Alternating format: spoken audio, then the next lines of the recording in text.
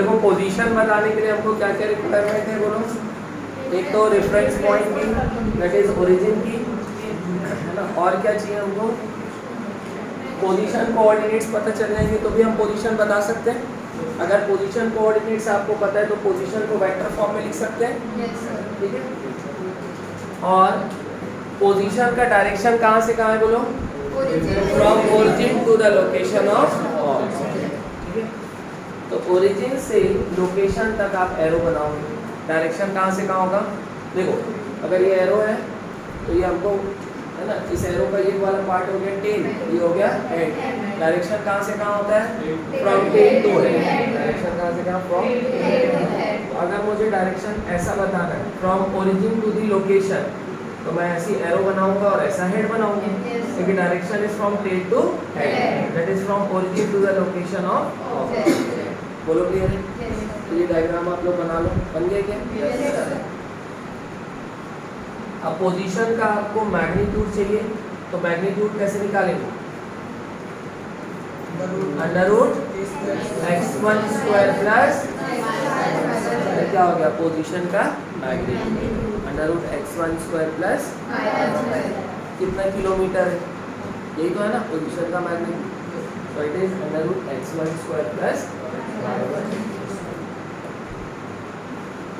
ये रहे, नोट कर लो यहाँ पर।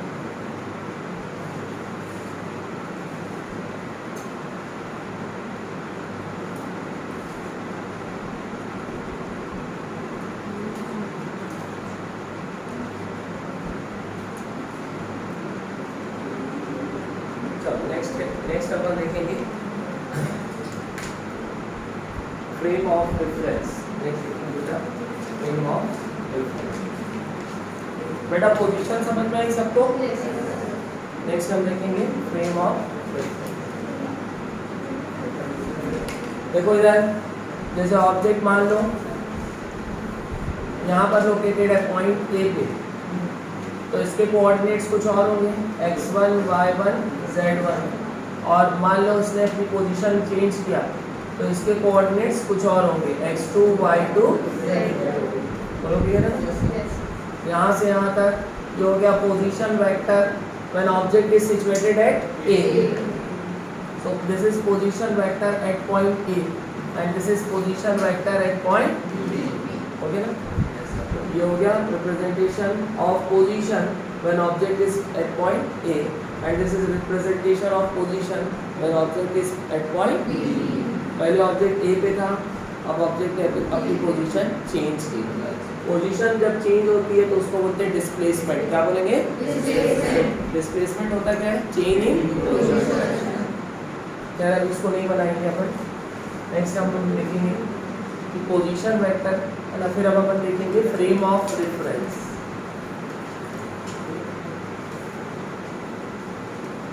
फ्रेम ऑफ रेफरेंस FOR ऐसा लिख सकते हैं इसको शॉर्ट में। पहले से FOR मत लिखना, पहले फ्रेम ऑफ रेफरेंस लिख देना, फिर ब्रैकेट में FO, ये है फ्रेम ऑफ रेफरेंस।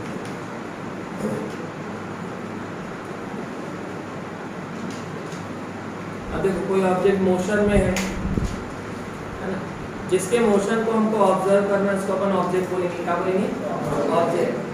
और जो ऑब्जर्व करता है, जिस जगह से ऑब्जर्व करते हैं उसको बोलते हैं फ्रेम ऑफ रेफरेंस। जिस जगह पे, जिस जगह से बैठ के आप किसी को ऑब्जर्व कर रहे हो, है ना, किसी की जासूसी कर रहे हो, है ना, उस जगह को क्या बोलेंगे, फ्रेम ऑफ रेफरेंस। जैसे मैं वहाँ खिड़की से देख रहा हूँ, तुम नीचे मस्ती कर रहे हो कि नहीं, तो एक खिड़की क्या बन जाएगी, फ्रेम ऑफ रेफरेंस। तो फ्रेम ऑफ रेफरेंस के लिए क्या क्या चाहिए आपको, एक जगह चाहिए और एक देखने वाला चाहिए। देखने वाले को क्या बोलते हैं, ऑब्जर्वर। क्या बोलेंगे, ऑब्जर्वर। बोलो क्लियर है।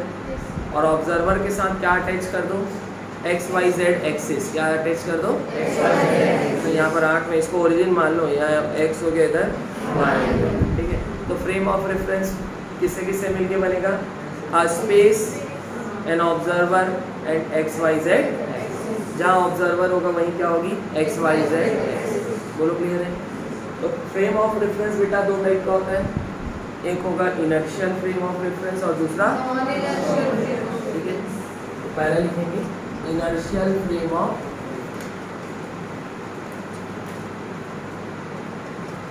अब आप FOR लिख सकते हो, inertial frame of reference, inertial frame of.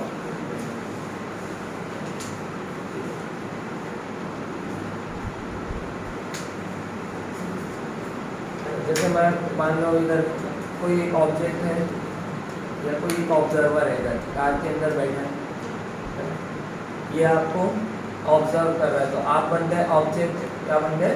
Object. यहाँ से ऑब्जर्व किया जा रहा है, कार के अंदर बैठ के छुप के जासूसी की जा रही है, तो ये कार क्या बन गई? Frame of reference. जैसे मैं तुम लोगों को मना किया गुपचुप नहीं खाना है, और मैं देख रहा हूँ छुप के तुम क्या कर रहे हो, ठीक है, तुम खा रहे हो नहीं, अगर मैं कार के अंदर से देख रहा हूँ, ये जगह क्या बन गई? Frame of reference. अब अगर कार रेस्ट में या फिर कार कांस्टेंट वेलोसिटी से मूव कर रही है, कार कैसे मूव कर रही है? दोनों ही केस में एक्सेलरेशन क्या है? जीरो। चाहे कार रेस्ट में चाहे कांस्टेंट वेलोसिटी से मूव कर रही है, दोनों केस में एक्सेलरेशन क्या है? जीरो। क्योंकि एक्सेलरेशन होता है change in velocity upon time. Velocity में चेंज होगा तभी एक्सेलरेशन एग्जिस्ट करेगा। एक्सेलरेशन एग्जिस्ट ही तब करेगा जब वेलोसिटी में क्या होगा? चेंज। अब अगर कार कांस्टेंट वेलोसिटी से चल रही है मतलब चेंज नहीं होगा, वेलोसिटी में चेंज होगा क्या? नहीं। और वेलोसिटी अगर ऑब्जेक्ट रेस्ट में या बोलो अगर कार रेस्ट में है तो भी एक्सेलरेशन जीरो है, क्योंकि वेलोसिटी में चेंज नहीं हो रहा है। जीरो है, जीरो है, जीरो है, लगातार वेलोसिटी क्या है? जीरो। तो जीरो भी तो एक कांस्टेंट है ना।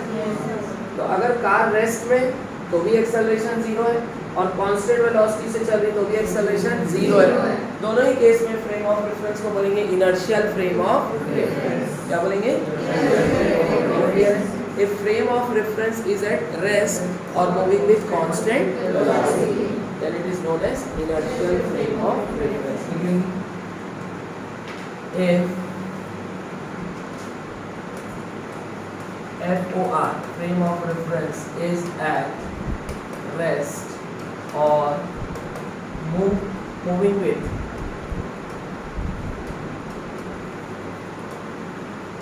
constant velocity. If frame of reference is at rest or moving with constant velocity, bracket में लिख लेंगे a equals to 0, कुल मिला के एक्सेलरेशन क्या होना चाहिए? 0. Then it is known as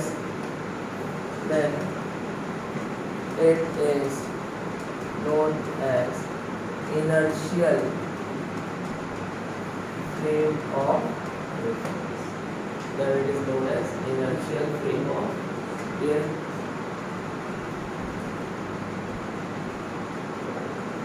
अब अगर मान low flame of reference accelerate कर रहा है, क्या कर रहा है? तो एक्सेलरेटेड फ्रेम ऑफ रेफरेंस को हम बोलते हैं नॉन इनर्शियल फ्रेम ऑफ। क्या बोलेंगे? Non inertial frame of reference. Second लिखिए नॉन इनर्शियल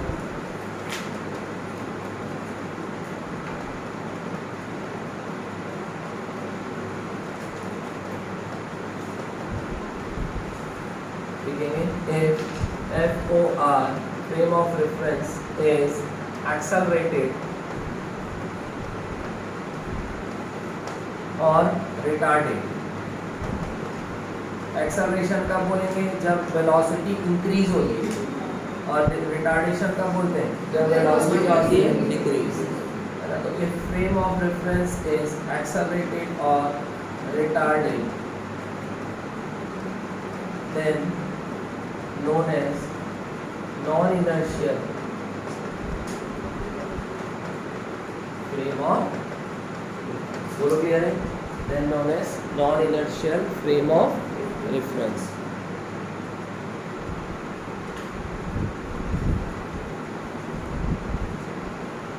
ठीक है, जैसे कार एक्सेलरेट होने लग गई, लिफ्ट एक्सेलरेट हो रही है, लिफ्ट के अंदर आप बैठ गए हो किसी को ऑब्जर्व करने के लिए, तो लिफ्ट क्या बन जाएगी? Non inertial frame of. Clear है? अर्थ को अपन मान के चलेंगे, अर्थ को ये मान लेंगे वो रेस्ट में, तो अर्थ को क्या लेंगे? Inertial frame of. क्या लेंगे? Inertial frame of. क्लियर है? जहाँ non inertial frame of reference आता है बेटा, वहाँ पर फिर न्यूटन लॉ फॉलो नहीं होता है, वहाँ पर फिर हम क्या लगाते हैं, सूडो फोर्स। क्या लगाते हैं, सूडो फोर्स। और इनर्शियल फ्रेम से अगर आप किसी को देख रहे हो, तो जैसे मैं ग्राउंड है, ग्राउंड रेस्ट में, ग्राउंड से अगर मैं आपको देख रहा हूँ, ठीक है, तो ग्राउंड क्या बन जाएगा, इनर्शियल फ्रेम। तो यहाँ पर आपको सूडो फोर्स लगाने की जरूरत नहीं है। बोलो क्लियर है? हाँ, लेकिन अगर आप नॉन इनर्शियल फ्रेम से किसी ऑब्जेक्ट को देखोगे तो वहाँ पर आपको फिर सूडो फोर्स लगाओगे, तभी न्यूटन का सेकेंड लॉ सेटिस्फाई होता है, अदरवाइज नहीं होता। बोलो यहाँ तक कोई डाउट तो नहीं है? चलो अब आगे बढ़ेंगे। नेक्स्ट हम अपन लिखेंगे रेस्ट एंड मोशन। नेक्स्ट लिखेंगे रेस्ट एंड मोशन।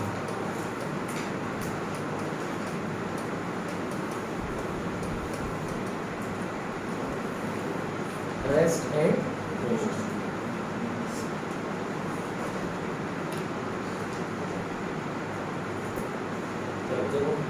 अब जैसे मान लो आप कोई अपने फ्रेंड को ऐसे स्टेशन छोड़ने गए, रेलवे, बड़े हो जाओगे तो एयरपोर्ट छोड़ने जाओगे, अभी रेलवे से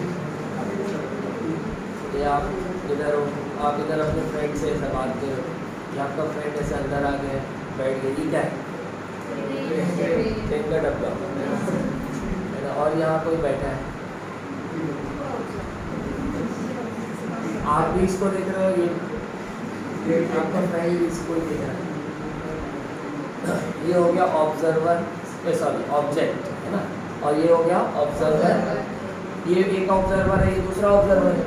तो यहाँ एक फ्रेम ऑफ रेफरेंस बनेगा, यहाँ भी क्या बनेगा, ये मान लो फ्रेम ऑफ रेफरेंस 1 है, ये frame of reference 2 and it is object.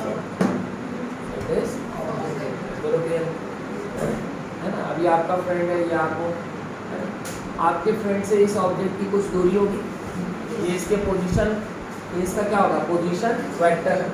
यहाँ पर क्या बनेगा, ये रेफरेंस पॉइंट, और यहाँ से क्या होगी, ये जो डिस्टेंस होगी, ये क्या होगी, ऑब्जेक्ट की पोजीशन होगी with respect to first frame of reference होगी। यहाँ से कुछ ना कुछ दूरी होगी कि नहीं होगी। यहाँ पर जहाँ पर आप क्या बनाते हो, फ्रेम ऑफ रेफरेंस, वहाँ पर क्या होता है, एक ऑब्जर्वर, और ऑब्जर्वर के साथ क्या अटैच करोगे, XYZ सिस्टम। तो ये हो गया ओरिजिन, जहाँ ऑब्जर्वर होता है उसी को क्या मानते हैं, ओरिजिन। ओरिजिन से यहाँ कुछ दूरी होगी, इसका मतलब इस ऑब्जेक्ट की कुछ पोजीशन होगी with respect to first frame of reference, इसको अपन बोल दिए R1। वैसे ही ये है सेकंड फ्रेम ऑफ रेफरेंस, यहाँ पर ओरिजिन है, ठीक है, और यहाँ पर ऑब्जेक्ट की लोकेशन है, इसके रिस्पेक्ट में इसकी पोजीशन हो गई मान लो R2, कितनी हो गई, बोलो क्लियर है। और अभी ट्रेन क्या है, रुकी हुई है, ट्रेन रुकी हुई है, फर्स्ट फ्रेम के रेफरेंस में भी ये रेस्ट में होगा, सेकंड फ्रेम के रिस्पेक्ट में भी ये क्यों रेस्ट में होगा, नहीं, क्योंकि इसकी पोजीशन दोनों फ्रेम के रिस्पेक्ट में फिक्स है। क्या है, समय के साथ पोजीशन क्या है, फिक्स है। अभी देख रहा हूँ तो R1, इसके रिस्पेक्ट में R2, थोड़ी देर बाद R1 और इसके में R2। तो अगर पोजीशन फिक्स है, पोजीशन चेंज नहीं हो रही है टाइम के साथ, तो फिर हम बोलेंगे कि ऑब्जेक्ट किसमें है, ठीक है। तो अभी इसके रिस्पेक्ट में भी रेस्ट में और इसके रिस्पेक्ट में भी। अब ट्रेन चलना चालू हुई, ट्रेन यहाँ पहुँची, एक इंस्टेंट की बात करें, एक इंस्टेंट में अगर मैं फोटो खींचूंगा तो ट्रेन यहाँ पर है, ट्रेन तो लगातार चल रही है, तो एक पर्टिकुलर इंस्टेंट में ट्रेन यहाँ पर है। तो ये हो गया फ्रेम 1, ये हो गया ऑब्जेक्ट।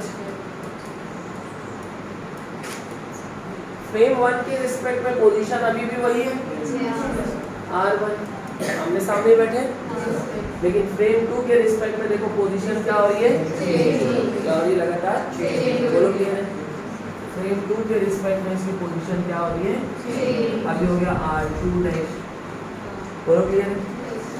तो हम बोलेंगे that the object is in motion with respect to frame 2 and is at rest with respect to frame 1, क्योंकि फ्रेम 1 के रिस्पेक्ट में लगातार इसकी पोजीशन फिक्स है, कांस्टेंट है, जबकि फ्रेम 2 के रिस्पेक्ट में इसकी पोजीशन क्या हो रही है, बोलो क्लियर है। तो रेस्ट में है ऑब्जेक्ट या मोशन में, it depends on frame of reference. आप कहाँ से देख रहे हो इस पर डिपेंड करेगा। कि कोई ऑब्जेक्ट रेस्ट में है या दोनों क्लियर है। अब जैसे मोबाइल है, ये रेस्ट में दिख रहा है मेरे को यहाँ से, अब वो सैटेलाइट में जाके या स्पेस में जाके देखूंगा तो ये घूमते हुए दिखेगा, क्योंकि अर्थ भी क्या कर रही है, रोटेट, ये भी क्या दिखेगा, रोटेट करते हुए। ठीक है, तो कुल मिला के रेस्ट और मोशन किस पे डिपेंड करेगा, फ्रेम ऑफ। दोनों क्लियर है, तो लिखेंगे अपन इसमें rest and motion depends on frame of reference. Rest and motion depends on frame of reference.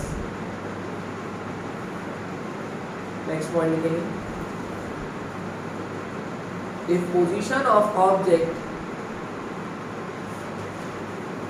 changes continuously, if position of object changes continuously with respect to को WRT लिख सकते हैं।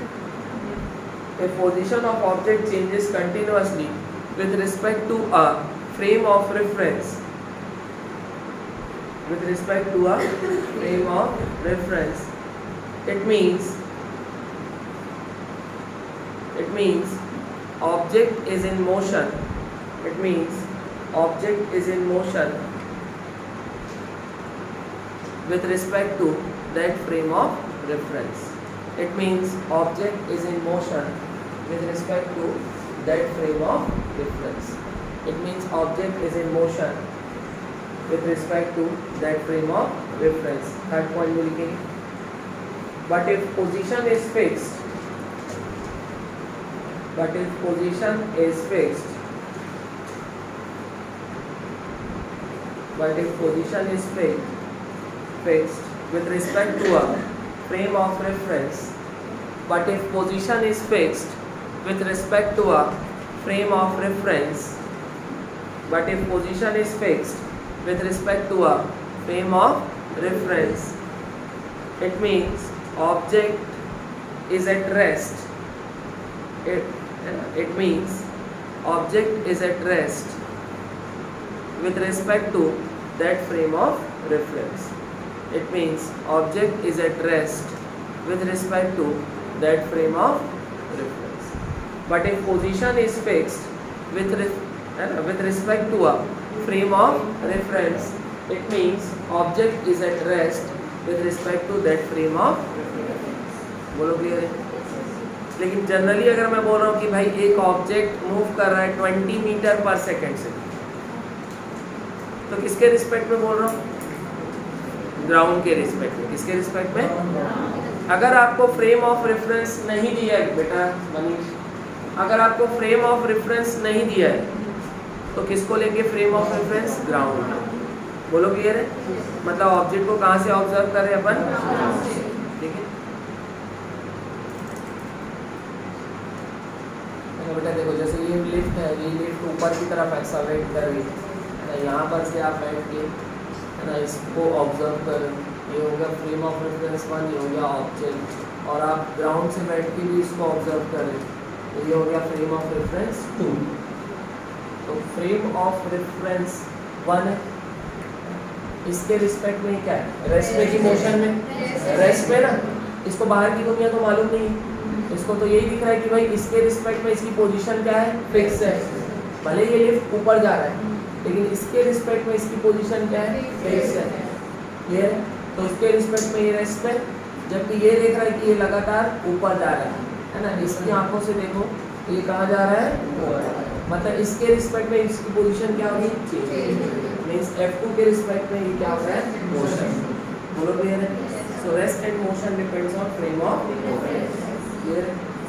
चलो आगे बढ़ेंगे, नेक्स्ट देखेंगे अपन, नेक्स्ट देखेंगे पॉइंट ऑब्जेक्ट। पॉइंट ऑब्जेक्ट किसको बोलेंगे बेटा?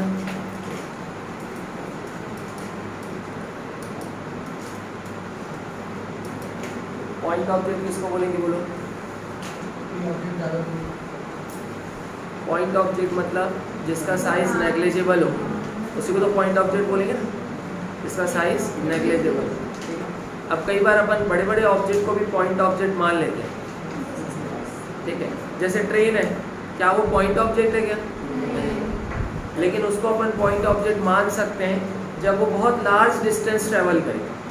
भैया मान लो रायपुर से पुणे की डिस्टेंस है 1000 किलोमीटर, है ना, तो 1000 किलोमीटर के सामने ट्रेन की लेंथ कितनी होगी? आधा kilometre.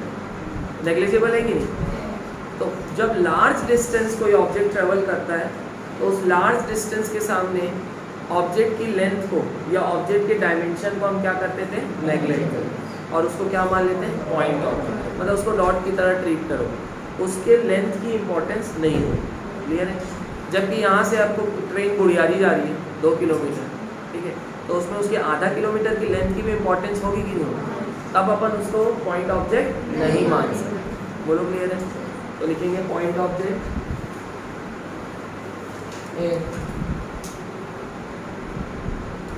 Distance traveled by object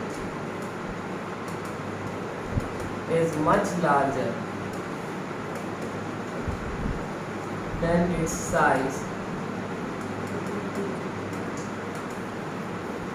फिर वो ट्रेन का इंजन पहले आ रहा है कि लास्ट वाली बोगी पहले आ रही है, उसकी इंपॉर्टेंस नहीं होगी। जब अपन यहाँ से कहाँ जाएंगे? पुणे। लेकिन अपन यहाँ से गुड़ियारी जाएंगे तो ट्रेन का इंजन पहले आ रहा है या उसकी लास्ट वाली बोगी पहले आ रही है, मतलब उसकी, है ना, या कोई ब्रिज क्रॉस कर रहे हो तो पूरी तरह से ट्रेन ने ब्रिज क्रॉस किया है या कुछ डब्बा बचा है, उसकी भी इंपॉर्टेंस होगी कि नहीं होगी? है ना। लेकिन लार्ज डिस्टेंस जब ट्रेवल करोगे तो आप ये मानोगे कि पूरी की पूरी ट्रेन रायपुर से कहाँ पहुँच गई है? पुणे। उसके डायमेंशन को अपन क्या करेंगे? नेग्लेक्ट करेंगे। So distance travelled by object is much larger than its size, then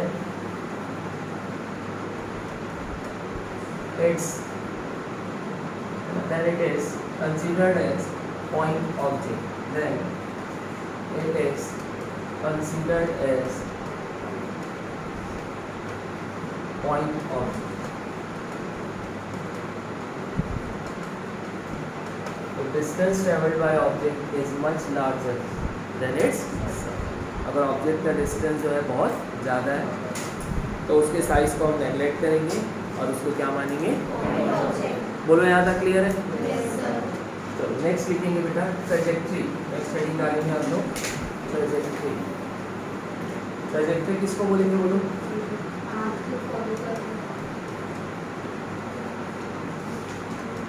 object जो पाथ फॉलो करता है उसके शेप को क्या बोलते हैं? ट्रेजेक्ट्री। ऑब्जेक्ट सीधा सीधा चल रहा है तो ट्रेजेक्ट्री क्या होगी? Straight line. क्या होगी? ठीक है। ऑब्जेक्ट सर्कल में घूम रहा है तो ट्रेजेक्ट्री क्या होगी? सर्कुलर, है ना। ये ऐसा पैराबोलिक अगर है ना, ये प्रोजेक्टाइल मोशन है तो इसका पाथ क्या होगा? पैराबोलिक। यहाँ बोलेंगे ट्रेजेक्ट्री क्या है? पैराबोलिक। बोलो क्लियर है? तो ऑब्जेक्ट जो पाथ फॉलो करता है उसकी शेप को हम क्या बोलेंगे? क्लियर है? तो लिखेंगे it is the shape, it is the shape of the path followed, it is the shape of the path followed by the object, it is the shape of the path followed by the object, it is the shape of the path followed by the object। Clear है? Object जो path follow करता है उसकी shape को हम बोलेंगे trajectory. ठीक है, चलो नेक्स्ट देखेंगे वन डायमेंशनल मोशन किसको बोलेंगे बेटा? अगर पार्टिकल स्ट्रेट लाइन में चल रहा है या बोलो समय के साथ अगर उसका एक ही कोऑर्डिनेट चेंज हो रहा है, या तो लगातार एक्स कोऑर्डिनेट चेंज हो रहा है या तो वाई या तो जेड, तब हम बोलेंगे it's motion is one dimensional. बोलोगे अगर साइमल्टेनियसली दो कोऑर्डिनेट्स चेंज हो रहे तब हम बोलेंगे टू डायमेंशनल, तब मोशन क्या होगा? Two dimensional. क्लियर है? और अगर साइमल्टेनियसली तीन कोऑर्डिनेट चेंज होंगे तो हम बोलेंगे थ्री डायमेंशनल। जो हमारे सिलेबस में वो मिलनी है one dimensional and two dimensional motion. ठीक है, one dimensional motion means straight line motion और टू डायमेंशनल मोशन में दो है, एक तो सर्कुलर मोशन और दूसरा प्रोजेक्ट। क्लियर है? तो लिखेंगे अपन नेक्स्ट वन डायमेंशनल मोशन है, one dimensional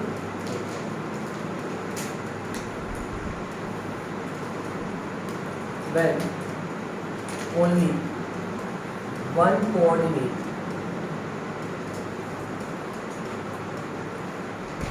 of the object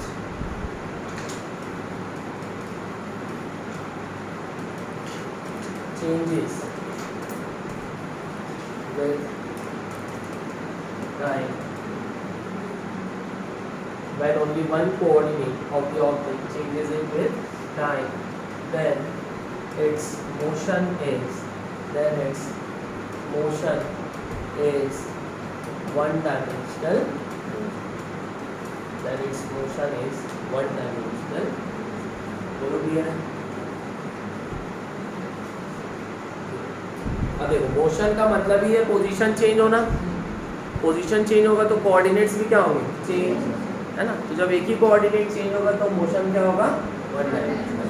जैसे आपने किसी ऑब्जेक्ट को ऊपर फेंका ग्राउंड से, ये आपने ग्राउंड से ऊपर फेंका, ये हो गया एक्स एक्सिस हो गया, इधर हो गया वाई एक्सिस.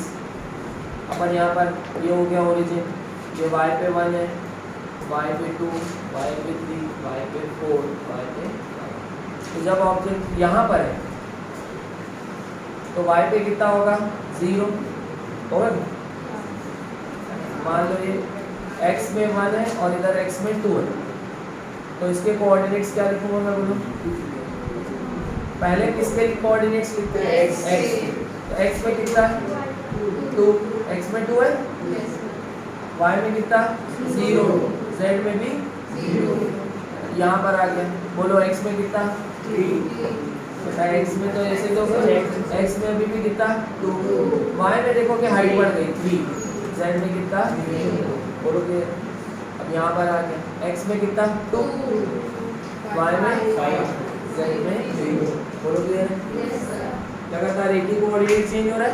कौन सा चेंज हो रहा है? x चेंज हो रहा है क्या? नहीं. x 2 था 2 ही है. z भी 0 था 0 है 0 ही रहेगा. y देखो 0 था 3 है. लगातार कौन सा कोऑर्डिनेट चेंज हो रहा है? एक ही कोऑर्डिनेट चेंज हो रहा है. इनसे हम बोलेंगे it's motion is one dimensional along y axis. Along y axis बना लीजिए. तो लिखेंगे अपन motion in one dimensional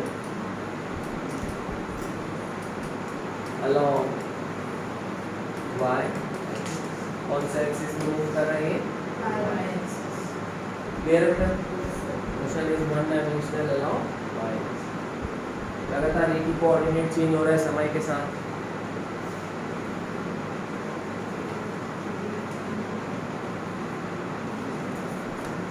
next अपन देखेंगे आप two dimensional motion. Two dimensional motion में कितने कोऑर्डिनेट्स चेंज होंगे? है ना. 2 coordinates continuously changes with time. 2 coordinate continuously changes with time. 2 coordinates continuously changes with. ठीक है? 2 coordinates continuously changes with. Example देखेंगे. पहला है सर्कुलर मोशन देख लेते हैं. एग्जाम्पल सर्कल का ये सेंटर है, इसी को क्या मान लेते हैं? ओरिजिन. ओरिजिन कहीं भी ले सकते हो, कोई दिक्कत नहीं है, लेकिन जहाँ कन्वीनियंसी होती है, जहाँ आसानी होती है, ओरिजिन वहीं लिया जाता है. ठीक है? तो अपन सेंटर को ओरिजिन दे देते हैं. अब पार्टिकल है ना, सेंटर है ना, सर्कल का रेडियस है मान लो r. ठीक है? मान लो पार्टिकल यहाँ पर लोकेटेड है, ये ओरिजिन है बेटा. मान लो पार्टिकल यहाँ लोकेटेड है. x में कितना है बोलो? r. क्योंकि ओरिजिन से यहाँ चलोगे कितना? r. तब तो यहाँ पहुँचोगे भाई. ये होगा 0 1 2 3 और ये पॉइंट कितना होगा? यहाँ से यहाँ तक का डिस्टेंस r. x में कितना? r. y में कितना? 0. z में 0. बोलो क्लियर है? समझ में आ रहा है? अब ऐसा मान लो ऐसा सर्कुलर मोशन है, यहाँ पहुँच गए तो पोजीशन यहाँ पर हो गई. मान लो x में चलना पड़ रहा है x1. कितना चलना पड़ रहा है? y में कितना? तो यहाँ पहुँच गए. तो इसका x कोऑर्डिनेट कितना होगा? x1, y coordinate y1, z coordinate. बोलो क्लियर है? समझ में आया? फिर यहाँ पहुँचे, ये वर्टिकल हो गया 90 डिग्री बन गया, यहाँ पहुँचे. x में कितना चलना पड़ेगा? कुछ भी नहीं चलना पड़ेगा, सिर्फ किस में चलना है? y में। कितना चलना है? r। तो x में कितना? 0, y में कितना? r, z में कितना? 0। बोलो क्लियर है? समझ में आ रहा है? तो देखो लगातार दो कोऑर्डिनेट चेंज हो रहे हैं, x और y। ये देखो पहले r 0, x1 y1 0, लगातार कितने कोऑर्डिनेट चेंज हो रहे हैं? 2। बोलो क्लियर है?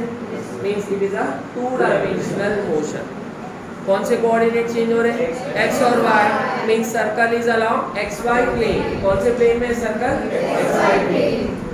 Circle is a 2 dimensional motion. Circular motion is a 2 dimensional motion. और 2 डायमेंशनल मोशन के लिए एक प्लेन की रिक्वायरमेंट होती है। कौन सा प्लेन होगा ये? xy plane. कौन सा प्लेन है? बोलो क्लियर है? देख लेंगे इसको, डायग्राम को बना लेंगे।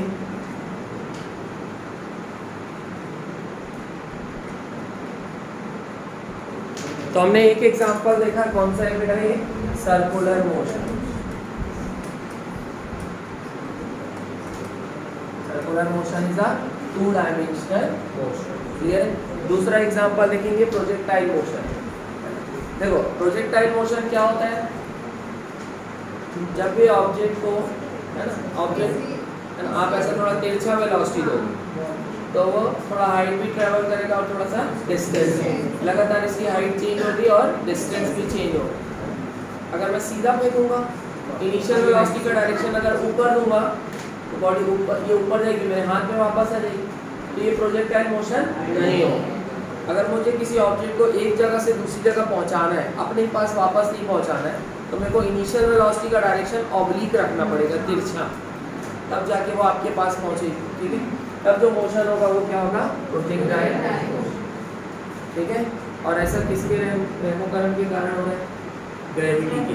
इसके कारण ग्रेविटी नहीं होती बेटा, इसको मैं तिरछा फेंकता था तो सीधा ही सीधा चले आता। कहाँ जाता है? स्पेस में चलते जाता हूँ। ग्रेविटी के कारण कहाँ है? वापस। अगर आप इसको थोड़ा सा ऐसा तिरछा देते हो, वेलोसिटी, इनिशियल वेलोसिटी का डायरेक्शन कुछ ऑब्लिक टाइप का है, कुछ एंगल में, तो ये ऐसा जाएगा और वापस से कहाँ जाएगा? ग्राउंड। जैसे फुटबॉल को किक मारते हैं तो एक प्लेयर से कहाँ दूसरे प्लेयर के पास जाता है ना। आपको कुछ है ना, किसी फ्रेंड को आपको कुछ फेंक के देना है या अंडा फेंक के मार, कुछ भी फेंक के मारते हैं तो आप तिरछा ही मारोगे, वो कहाँ जाएगा? वापस से आपके ग्राउंड से फेंकेंगे तो फिर वापस ग्राउंड में आएगा, लेकिन थोड़ा डिस्टेंस में आएगा, आगे आएगा। तो ये मोशन क्या हो गया बेटा? Projectile motion. क्या हो गया? जहाँ से फेंकते हैं उसको बोलते हैं पॉइंट ऑफ प्रोजेक्शन। क्या बोलेंगे? पॉइंट ऑफ प्रोजेक्शन को ही ओरिजिन मानते हैं। तो ये हो गया 0 0 0, ये ओरिजिन है। तो इसके कोऑर्डिनेट्स क्या होंगे? 0 0 0। ये y कोऑर्डिनेट हो गया, ये y एक्सिस हो गया, ये x। तो पार्टिकल यहाँ पर होगा तो उसका कुछ ना कुछ y कोऑर्डिनेट होगा और कुछ ना कुछ होगा कि यहाँ पर पहुंचे तो x coordinate is x1, y coordinate is z coordinate is 0। बोलो क्लियर? अब पार्टिकल यहाँ पहुंचा तो देखो इसका x कोऑर्डिनेट बढ़ गया। पहले x कोऑर्डिनेट इतना था, अब x कोऑर्डिनेट बढ़ गया, हाइट भी बढ़ गई, मतलब y कोऑर्डिनेट भी क्या हो गया? बढ़ गया। तो y कोऑर्डिनेट हो गया y2, x कोऑर्डिनेट हो गया x2। तो अब अपन यहाँ क्या लिखेंगे? x2 y2 0। बोलो क्लियर है? यहाँ पर देखो y कोऑर्डिनेट कुछ और है, हाइट कुछ और है, x कोऑर्डिनेट कुछ और है, x3। यहाँ पर अपन क्या लिखेंगे? x coordinate is x3, y coordinate is y3। तो लगातार दो कोऑर्डिनेट्स चेंज हो रहे हैं, x और y। तो ये भी क्या है? 2 डायमेंशनल। बोलो क्लियर है? देखो बेटा, ऑब्जेक्ट ग्राउंड पे तो कोऑर्डिनेट्स क्या होंगे? 0 0 0। जहाँ से फेंकेंगे वहाँ कोऑर्डिनेट्स उसको क्या लेंगे? ओरिजिन। अब ऑब्जेक्ट देखो, ऑब्जेक्ट का मोशन ये ग्राउंड से फेंके, ये ऐसा ऐसा हो रहा है, ऐसा, मतलब ये x में भी मूव कर रहा है और y में आगे बढ़ रहा है, मतलब x में मूव कर रहा है, हाइट चेंज हो रही मतलब y में मूव कर रहा है। तो यहाँ पर पहुँचा तो इसका कुछ हाइट होगी, मतलब कुछ y कोऑर्डिनेट होगा और कुछ x कोऑर्डिनेट। तो मान लो x कोऑर्डिनेट है x1 और y कोऑर्डिनेट है y1, तो यहाँ के कोऑर्डिनेट्स होगा x1 y1 0। वैसे ही यहाँ पहुँचा तो यहाँ y कोऑर्डिनेट है y2, x कोऑर्डिनेट है x2, x2 y2 0। फिर यहाँ पहुँचा तो हाइट अलग थी, y कोऑर्डिनेट है y3, x कोऑर्डिनेट कुछ और है ना। तो देखो लगातार x और y दो कोऑर्डिनेट चेंज हो रहे हैं, means the motion is two dimensional. Clear है? तो टू डायमेंशनल में हमको दो मोशन का एग्जांपल ध्यान रखना है ना। सर्कुलर मोशन है, प्रोजेक्टाइल मोशन। कुछ भी पूछ सकते हैं बेटा, इजी मान के मत छोड़ देना, तो सब ध्यान रखना। ओके क्या?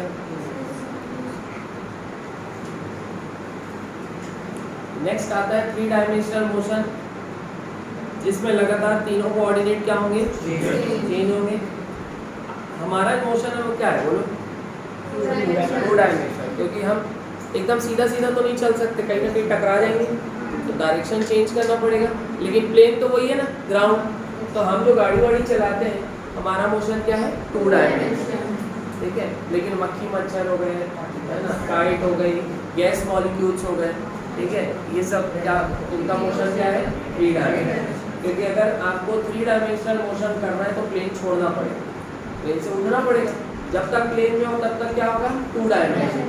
प्लेन से उठे मतलब मोशन क्या होगा? Three dimensional. बोलो क्लियर है? तो थर्ड है थ्री डायमेंशनल मोशन। ठीक है, मैं करूँ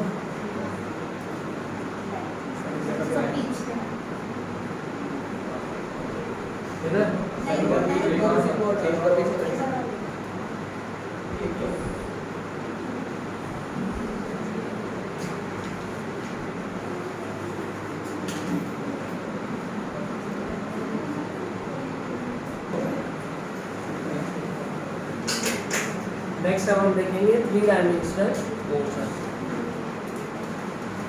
इसमें क्या होगा? Continuously all the three coordinates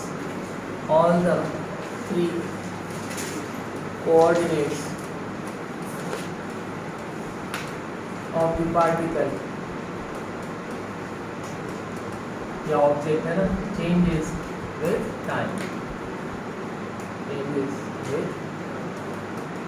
समय के साथ तीनों कोऑर्डिनेट लगातार क्या होंगे? चेंज होंगे। तो मोशन क्या हो जाएगा? थ्री डायमेंशनल, ठीक है। अब पास इसमें एग्जांपल लिख लेंगे। Motion of gas molecules, motion of gas molecules, motion of kite, mosquitoes, etcetera. बोलो क्लियर है?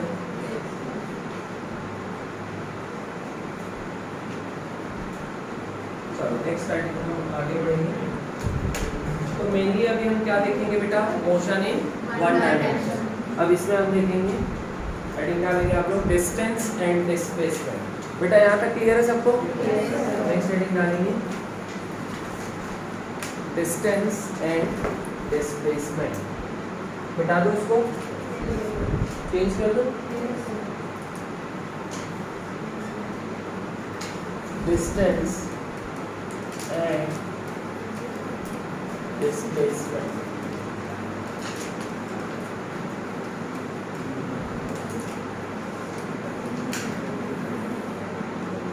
Distance and displacement.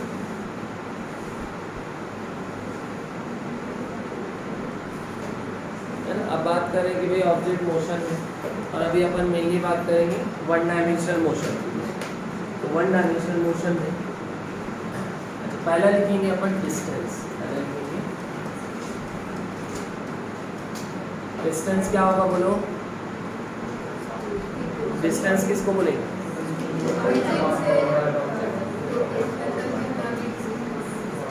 It is the length of the path travelled by the object. Object ने जो पाथ फॉलो किया है, जो path है ना। भाई आप एक जगह से दूसरी जगह जाओगे, कुछ ना कुछ तो रास्ता चलोगे ना, तो जो पाथ ऑब्जेक्ट ट्रेवल कर रहा है उसको, उसकी लेंथ को मेजर कर लो, वही क्या होगा, बोलो क्लियर है। तो लिखेंगे अपन it is the length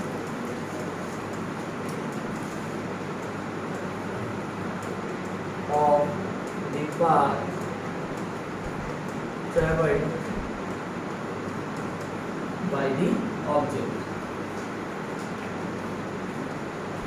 It is the length of the path traveled by the object. It is the length of the path traveled by the object. Object जो पाथ फॉलो करता है उसकी लेंथ को हम बोलते हैं डिस्टेंस। मान लो आपको घर ए से बी जाना है, ए से बी, है ना, ए या घर से जाना है मॉल जाना है घूमने के लिए, है ना, ये घर से कोचिंग जाना है हाउस साइड,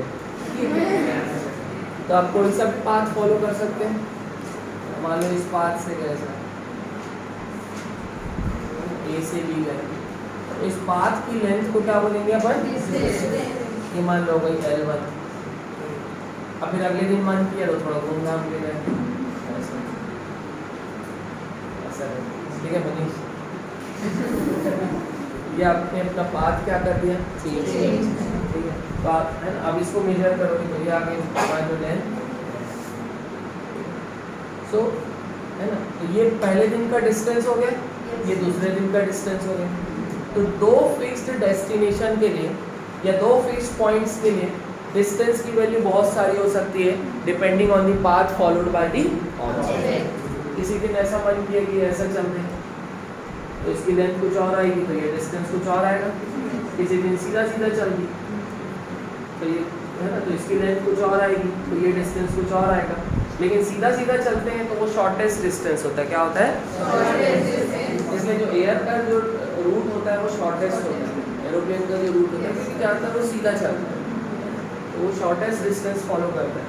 तो straight line distance is the shortest distance, बोलो क्लियर। सो डिस्टेंस क्या होता है बेटा, it is the length of the path travelled by the object and between two fixed point it can have many values depending on the path. तो लिखेंगे इसमें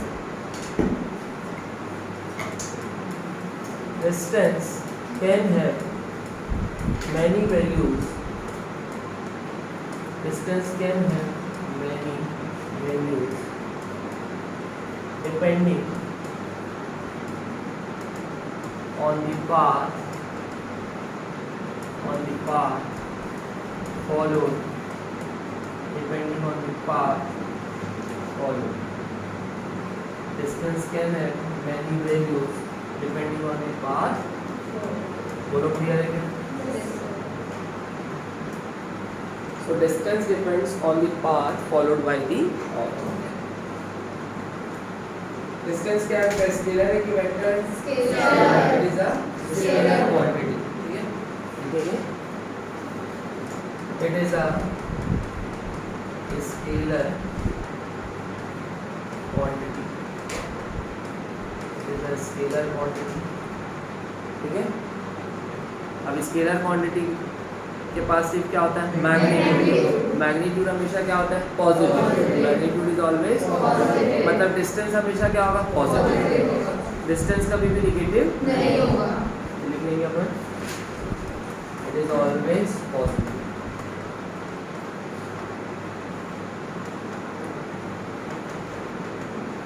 it is always, बोलो clear है, ये इसकी वैल्यू क्या होगी, पॉजिटिव।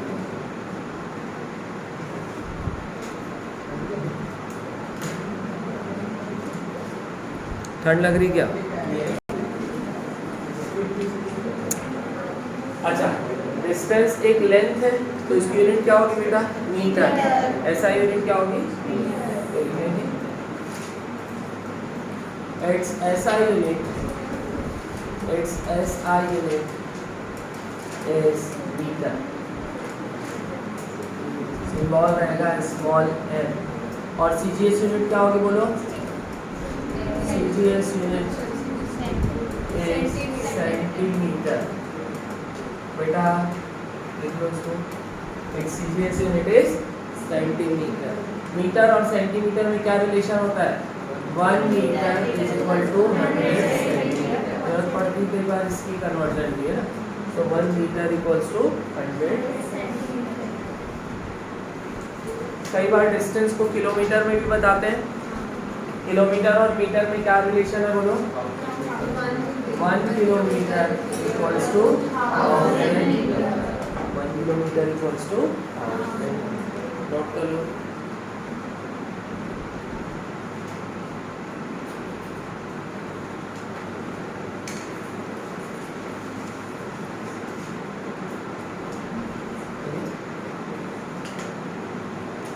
नेक्स्ट लिखेंगे अपन डिस्प्लेसमेंट। नेक्स्ट लिखेंगे डिस्टेंस समझ में आया बेटा सबको?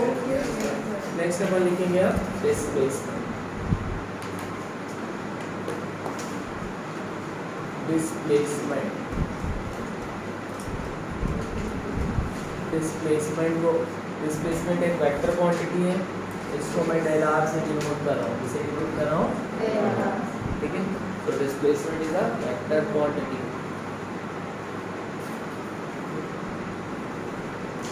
डिस्प्लेस का मतलब ये होता है अपनी जगह से हट जाना, है ना। तो किसी को कभी अगर डिस्प्लेसमेंट हो रहा है मतलब वो अपनी जगह से शिफ्ट हो रहा है। क्या हो रहा है? मैं बोलूँगा भाई ये बॉक्स रखा है, इस रखा नहीं है इमेजिन यहाँ पर बॉक्स रखा है, इसको उठा के 2 मीटर शिफ्ट कर दो, तो आप कर दोगे क्या? कर दोगे? 2 मीटर तो कहीं भी हो सकता है ना, 2 मीटर आगे भी हो सकता है, पीछे भी, लेफ्ट भी और ठीक है। तो आपको डिस्प्लेसमेंट किस डायरेक्शन में हो रहा है ये भी पता होना चाहिए। So displacement is a vector quantity. Displacement क्या है? Vector quantity. और वेक्टर क्वांटिटी के लिए 2 चीज की जरूरत होती है, मैग्नीट्यूड एंड डायरेक्शन। क्लियर है? तो अब डिस्प्लेसमेंट जैसे मैंने बोला 2 मीटर शिफ्ट कर दो, तो ये जो 2 मीटर है ये मैग्नीट्यूड है, ये बॉक्स है, यहीं पर बना दो एक्स वाई एक्सिस। अब मैं बोलूँगा कि भाई 2 मीटर शिफ्ट करो पॉजिटिव एक्स एक्सिस की तरफ, इस तरफ शिफ्ट करो, तब आप इस बॉक्स को उठा के यहाँ रख दोगे।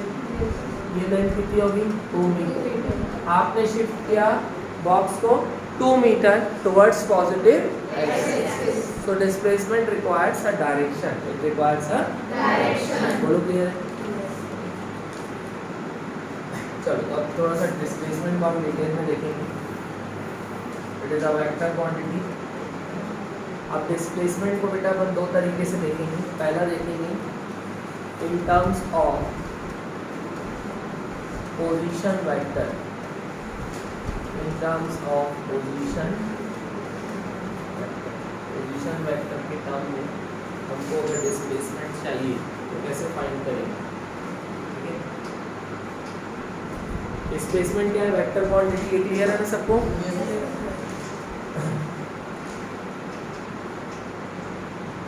अब इसमें क्या होगा, आपको ऑब्जेक्ट की पोजीशन दी होगी, इनिशियल पोजीशन है, final position.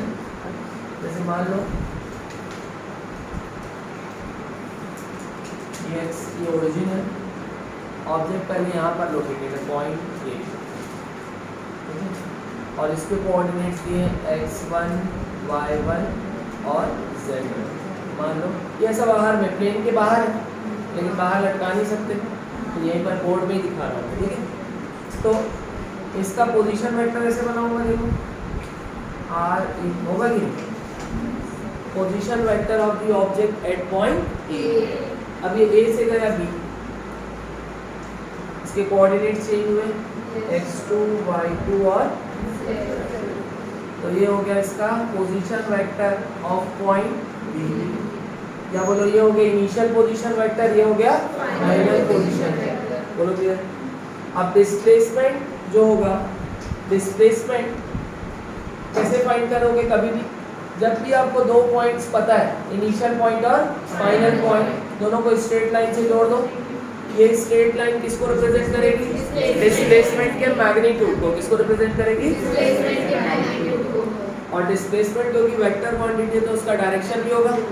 Direction of displacement is from initial position to final position. Very important.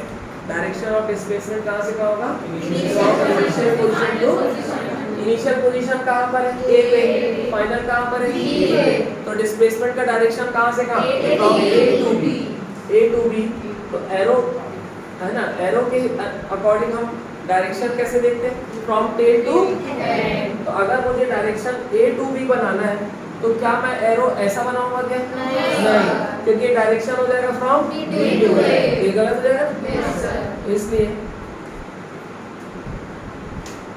थोड़ा दिक्कत हो जाती है। डायरेक्शन मुझे बनाना है कहाँ? From A to B. तो मैं एरो ऐसी बनाऊंगा। बोलो क्लियर है क्या? क्लियर है? Direction of displacement is from initial position to final, from A to B. Clear है? तो ये जो वेक्टर है ये रिप्रेजेंट ये वेक्टर कौन सा वेक्टर है? Displacement vector. कौन सा वेक्टर है? डिस्प्लेसमेंट। इसको अपन डिनोट करेंगे डेल आर। बोलो समझ में आया? Yes sir. ठीक है। अब ट्रायंगल लॉ से बताएंगे मुझे कि इसमें से हेड कौन हो रहा है और रिजल्टेंट कौन है?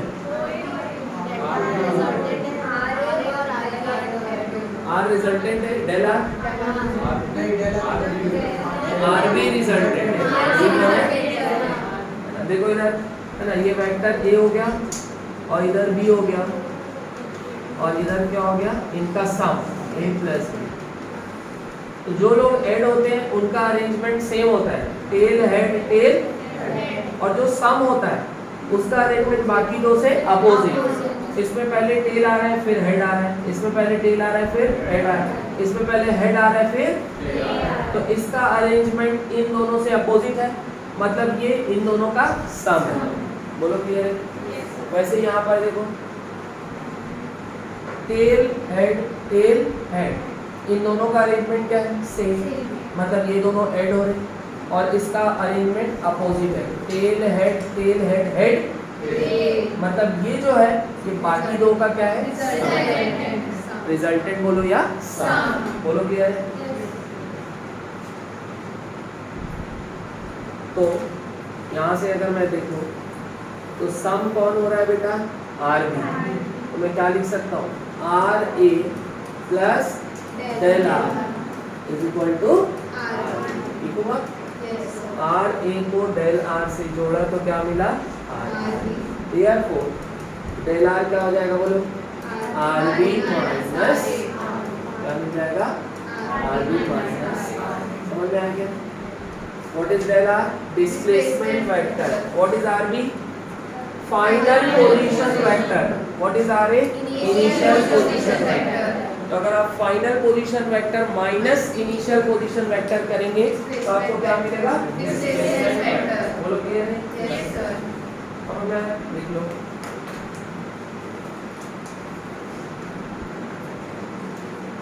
so displacement vector is final position vector minus initial position vector। लिख लो ना।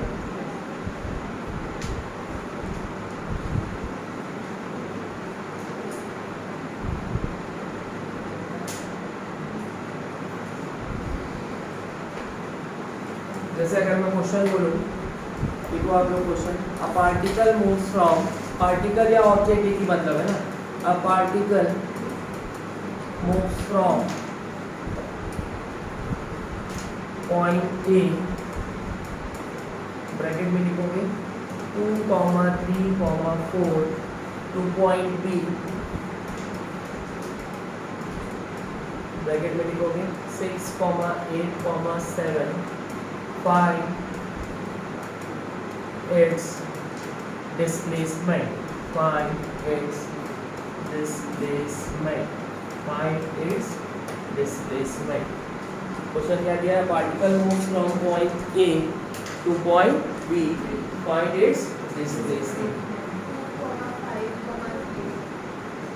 आप कोऑर्डिनेट क्यों बता रहे हो? वेक्टर फॉर्म में बताओ। आई जी और के बताओगे फॉर्म में?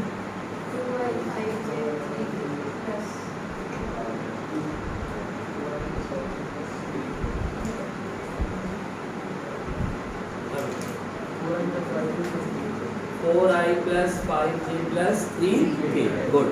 आएगा 4i प्लस 5j प्लस आएगा। ये आपको क्या दिया है? इनिशियल पोजीशन के कोऑर्डिनेट्स। ये क्या दिया है? फाइनल पोजीशन के कोऑर्डिनेट्स। ठीक है।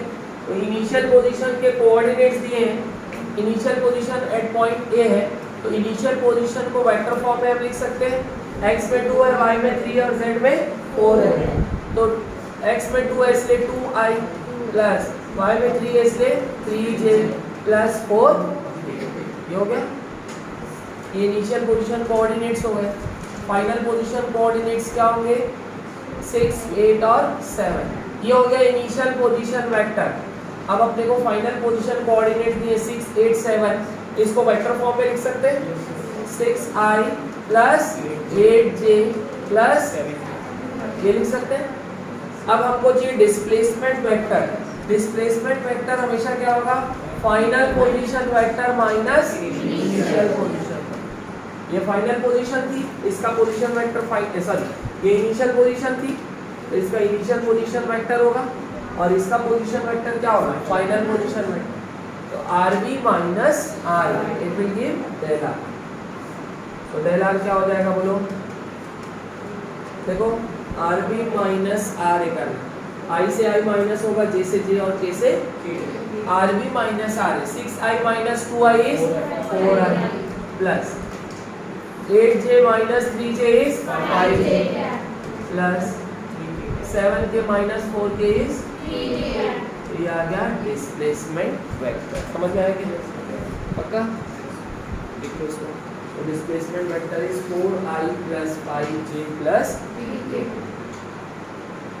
ठीक है बेटा, बन गया ना? किसका किसका आ गया था बोलो?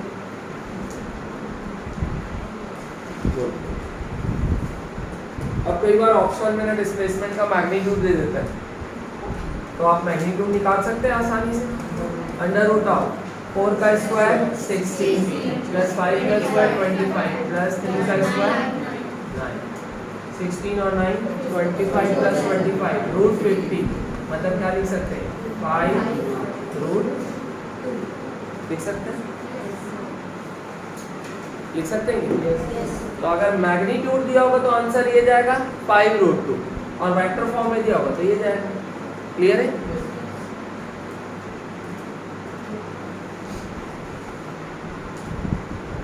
तो इस तरह से आप डिस्प्लेसमेंट निकाल सकते हैं in terms of position vector.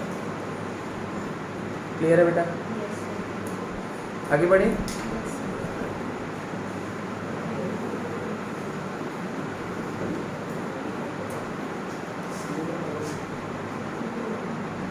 आगे बढ़े। चलो नेक्स्ट, ये हो गया पहला in terms of position. Second लिखेंगे in terms of initial and final points, in terms of initial and final points, in terms of initial and final। अब आपको मान लो कोऑर्डिनेट्स नहीं दिए, आपको सिर्फ क्या दिया, इनिशियल पॉइंट है और आपको क्या निकालना है, डिस्प्लेसमेंट। इसके पहले आपको क्या दिए थे, कोऑर्डिनेट्स दिए थे पोजीशन के, तो आपने सीखा कैसे निकालना है। अब आपको कोऑर्डिनेट्स नहीं देंगे, आपको सिर्फ इनिशियल और फाइनल पॉइंट है ना। जैसे एग्जांपल लेते हैं कि भाई मान लो एक ऑब्जेक्ट है, ये पॉइंट ए से चलना चालू किया, इसका पाथ है सर्कुलर, ये गया कहाँ, पॉइंट बी पर। And what is point B, diametrically opposite points. क्या है point B, diametrically opposite point क्या होता है, कोई ऑब्जेक्ट अगर डायमेट्रिकली अपोजिट पॉइंट पहुंच गया मतलब वो आधा सर्कल ट्रेवल कर लिया। कितना चक्कर लगा लिया, आधा। बोलो क्लियर है? अगर यहाँ से यहाँ पहुंचेगा तो क्या ए और सी डायमेट्रिकली अपोजिट पॉइंट्स होंगे क्या, नहीं, क्योंकि अभी आधा चक्कर नहीं लगा। ये देखो ए से गया बी, मतलब ये क्या हो गया, आधा चक्कर हो गया, और आधा चक्कर हो गया तो ए और बी क्या होंगे, डायमेट्रिकली अपोजिट। बोल दिया है। मान लो सर्कल का रेडियस है r,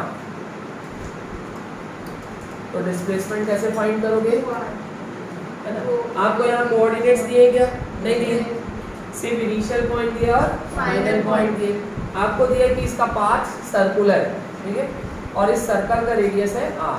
तो अब आपको अगर इसको सॉल्व करना है, आपको करना है फाइंड डिस्प्लेसमेंट।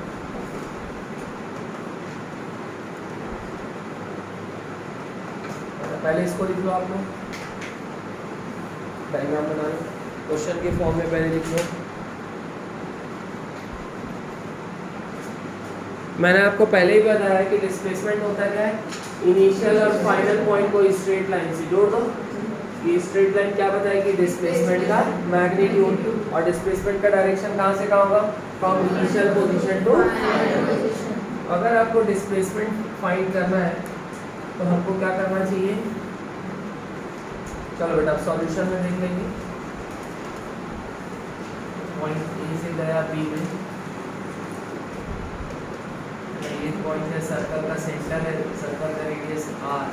अगर ये डायमेट्रिकली अपोजिट पॉइंट है, आपको डिस्प्लेसमेंट फाइंड करना है तो इनिशियल और फाइनल पोजीशन को स्ट्रेट लाइन से जोड़ दो। इस स्ट्रेट लाइन की लेंथ क्या होगी, डिस्प्लेसमेंट का मैग्नीट्यूड कितनी होगी, डायमीटर के बराबर। डायमीटर कितना होगा, 2r, तो डिस्प्लेसमेंट भी कितना होगा, 2r। तो displacement will be 2r and direction is from a to b। ऐसा बनेगा, direction is from a to b। Displacement का डायरेक्शन इनिशियल पोजीशन से final from a to b। बोलो क्लियर है, displacement is from a to initial position final position को जोड़ो है ना, जोड़ दो और स्ट्रेट लाइन को मेजर करो।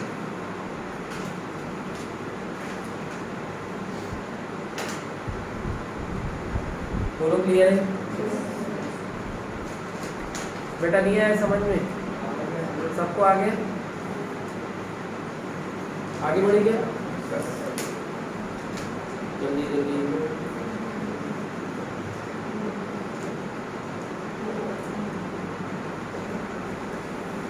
हो गया, चलो आप देखो, जैसे मान लो ये लाइन है बेटा, ये लाइन है, ये मान लो रोटेट करेगी, क्या करेगी, मान लो ये लाइन है ना, ये लाइन की टिप है पॉइंट ए, लाइन रोटेट करी, लाइन पहुंची यहाँ पर पॉइंट बी पर, ये कुछ एंगल बनेगा, एंगल है, ठीक है। लाइन की लेंथ है मान लो r, अभी लाइन रोटेट करिए। अब इसके अगर अपन टिप के पाथ को देखें तो टिप के पाथ का शेप क्या होगा, सर्कुलर होगा कि नहीं, टिप के पाथ का शेप क्या होगा, सर्कुलर। और अगर इस सर्कल को पूरा कंप्लीट कर दिया जाए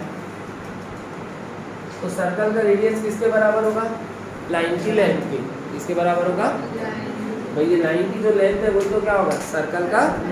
शेप में मत जाओ, ये सर्कल ही है, ठीक है। इस सर्कल का जो रेडियस होगा वो लाइन क्या है ना, तो किसके बराबर होगा, लाइन की। बोलो क्लियर।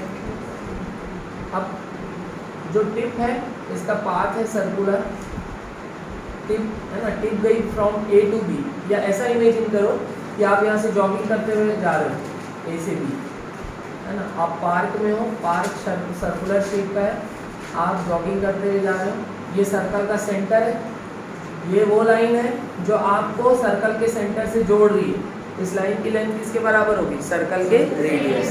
आप इसको दोनों तरीके से देख सकते हो, या तो आप ऐसा देखो कि भाई ये लाइन रोटेट कर रही है, ठीक है, और इसके टिप का पाथ सर्कुलर है, ठीक है, या तो आप इसको ऐसा भी देख सकते हो कि एक ऑब्जेक्ट सर्कल में घूम रहा है, सर्कल का सेंटर है ये है, और ये लाइन जो है इस ऑब्जेक्ट को सर्कल से के सेंटर से जोड़ रही है। इस लाइन की लेंथ किसके बराबर होगी, सर्कल के रेडियस। बोलो क्लियर है।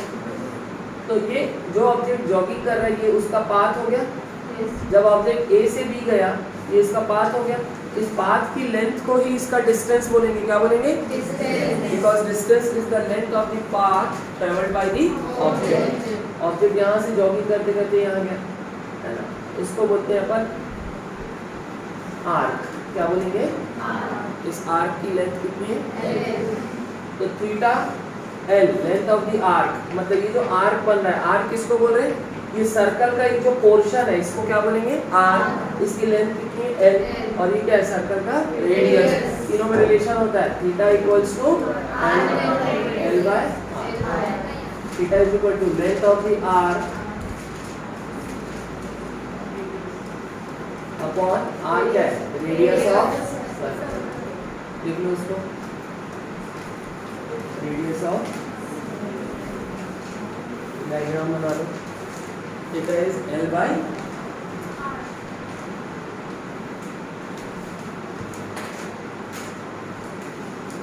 length of the arc and circle and radius of the circle. So theta is L by R.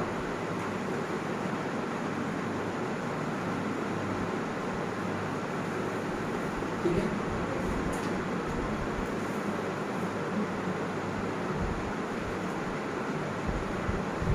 Okay क्या?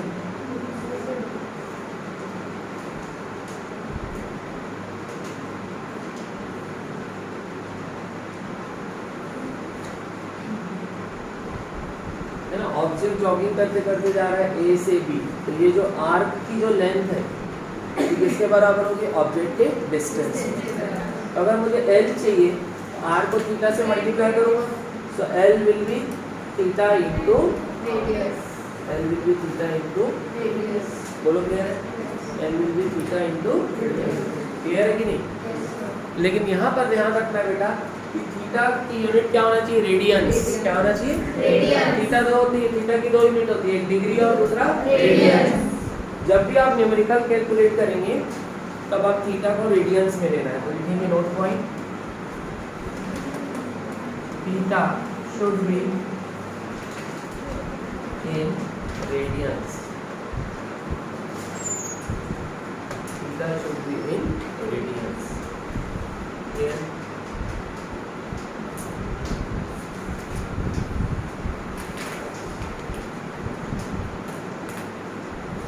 ओके क्या?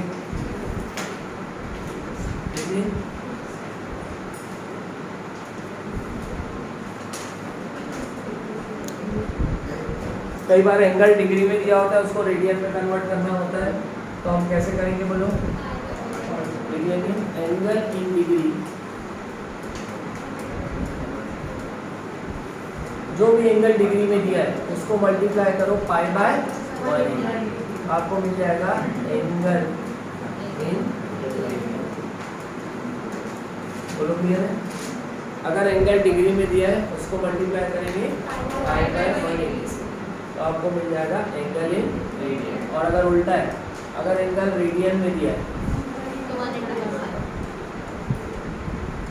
उसको मल्टीप्लाई करो 180 बाय पाई से, तो आपको मिल जाएगा एंगल इन, बोलो क्लियर है?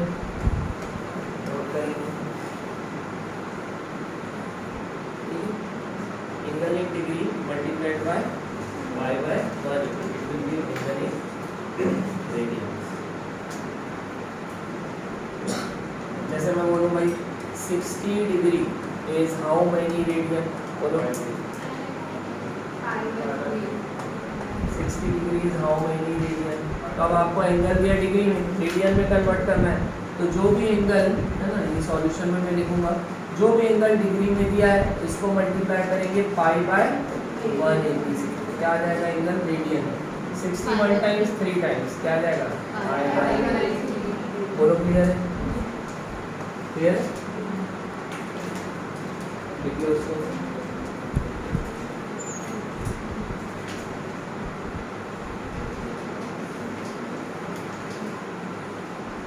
क्लियर है बेटा?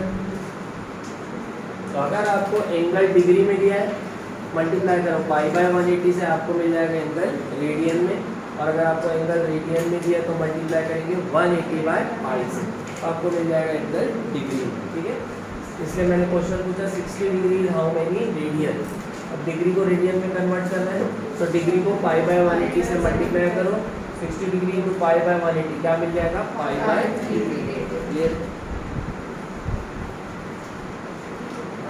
अगर मैं पूछूं भाई कि pi by 2 radian is how many degree,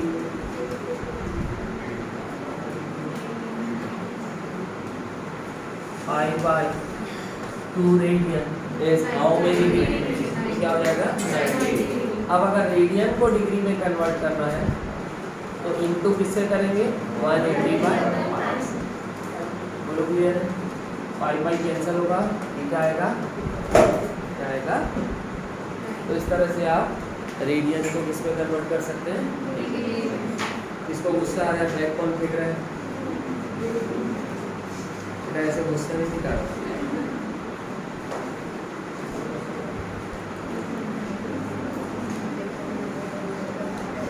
bottle फेंक रहा है।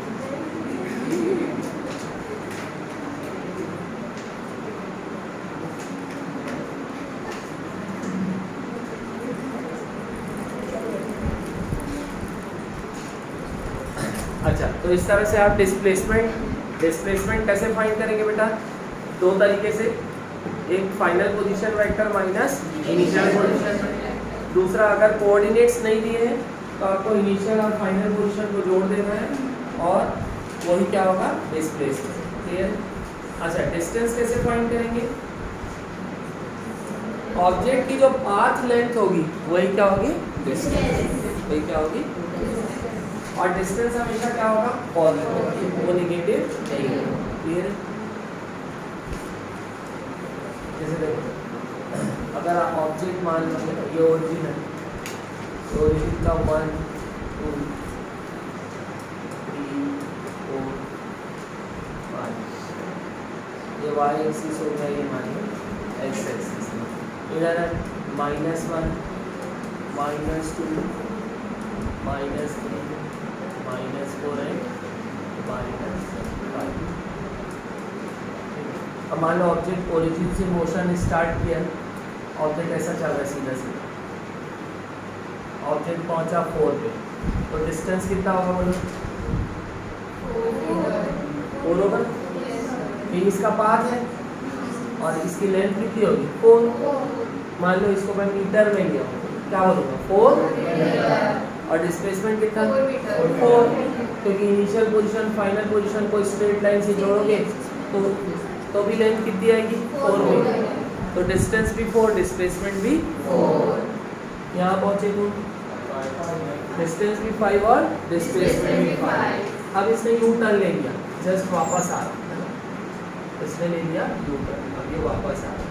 यहाँ पर लो, आ रहा है ऐसे ही है, लेकिन मैं पाथ अलग दिखाने के लिए ऐसा बना रहा हूँ। ये ऐसा गया है और ऐसे ही आ रहा है, ठीक है? बोलो यहाँ पर पहुँचा तो डिस्टेंस कितना होगा? डिस्टेंस कितना होगा? 7। क्योंकि डिस्टेंस जोड़ते जाएगा, डिस्टेंस पॉजिटिव वैल्यू है, पाथ लेंथ है ना, ऑब्जेक्ट मूव कर रहे हैं, पाथ लेंथ बढ़ते जाएगी तो डिस्टेंस भी बढ़ता जाएगा। यहाँ से चला कितना? 5, फिर 6 और 7, टोटल कितना डिस्टेंस? 7 मीटर। और डिस्प्लेसमेंट 3 मीटर होगा कि? ऑब्जेक्ट यहाँ पर है, इनिशियल पोजीशन ये, फाइनल पोजीशन ये, पाथ से मतलब नहीं है अपने को। अगर डिस्प्लेसमेंट चाहिए तो सिर्फ इनिशियल और फाइनल पोजीशन से मतलब है, ठीक है? इनिशियल पोजीशन ये, फाइनल पोजीशन ये, दोनों को स्ट्रेट लाइन से जोड़ दो। और अगर एरो बनाना है तो हेड ऐसे बना लो, क्यों? डिस्प्लेसमेंट का डायरेक्शन है from initial position to final position, तो क्या है ये? कौन सा डायरेक्शन हो गया? Towards positive X axis. तो डिस्प्लेसमेंट को अगर मैं लिखूंगा तो क्या लिखूंगा? 3 metre towards positive X axis, या फिर क्या लिखूंगा? बोलो क्लियर है? और अगर वन डायमेंशनल मोशन है तो एक डायरेक्शन को प्लस साइन दे दो, दूसरे को माइनस। आई जे लिखने की जरूरत नहीं है। तो अगर सिंपली लिखूंगा तो क्या लिखूंगा? +3 मीटर। क्या लिखूंगा? +3 मीटर, प्लस मतलब towards positive X axis. Clear है? चलो, यहाँ से घूमते घूमते घूमते यहाँ आ गया, वापस यहाँ आ गया। अब डिस्टेंस कितना होगा? 5 और 5 और डिस्प्लेसमेंट 0 होगा कि नहीं? क्योंकि जो इनिशियल पोजीशन थी वही अब क्या हो गई? क्या पोजीशन में चेंज हुआ? क्या नहीं। अगर पोजीशन में चेंज नहीं होगा तो डिस्प्लेसमेंट भी नहीं होगा, डिस्प्लेसमेंट क्या होगा? 0। क्लियर है? तो कोई मूविंग ऑब्जेक्ट है, ऑब्जेक्ट अगर लगातार मोशन में है तो उसका डिस्टेंस कभी भी 0 नहीं हो सकता, लेकिन डिस्प्लेसमेंट 0 हो सकता है। तब जब ऑब्जेक्ट घूम फिर के अपनी इनिशियल पोजीशन में आ जाए। बोलो क्लियर है? जैसे आपने किसी बॉल को ऐसा ऊपर फेंका, बॉल ऊपर जाएगी, जाते रहेगी क्या? ऊपर से नीचे आएगी, एक पॉइंट में जाके इसकी वेलोसिटी क्या हो जाएगी? 0। वो नीचे आना चालू करेगी, नीचे आएगी, फिर यहाँ आ जाएगी ग्राउंड में, ऊपर गई, फिर वापस आ गई। तो इसका वर्टिकल डिस्प्लेसमेंट कितना होगा? 0 होगा। 0। जब ग्राउंड से फेंके वापस से ग्राउंड में आ गई तो वर्टिकल डिस्प्लेसमेंट 0. बोलो क्लियर है।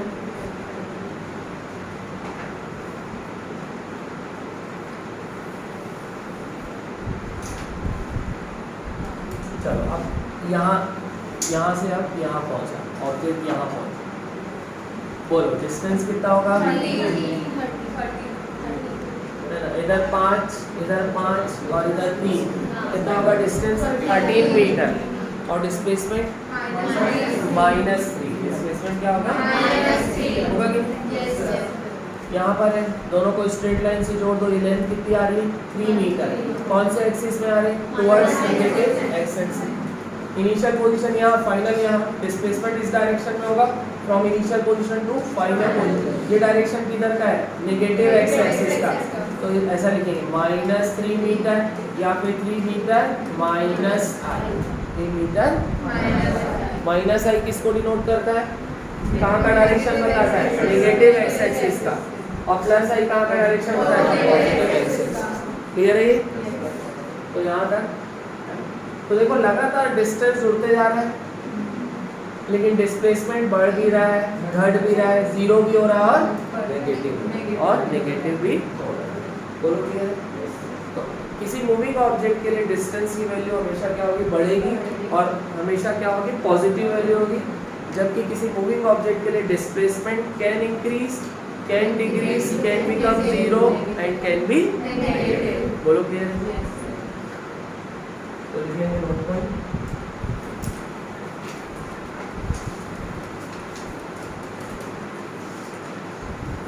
For a moving object, distance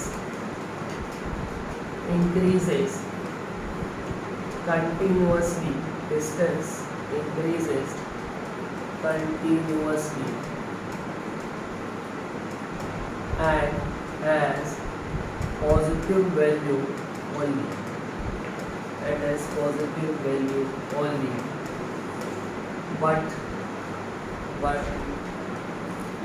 displacement can increase, decrease, or can be zero.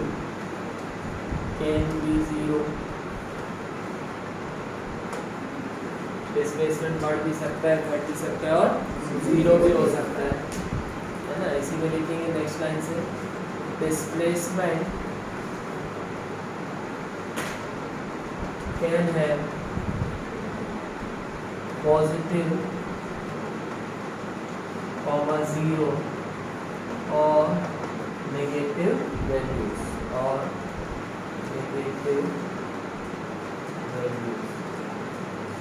बोलो क्लियर है? डिस्प्लेसमेंट की वैल्यू पॉजिटिव भी हो सकती है, नेगेटिव भी, और क्लियर है?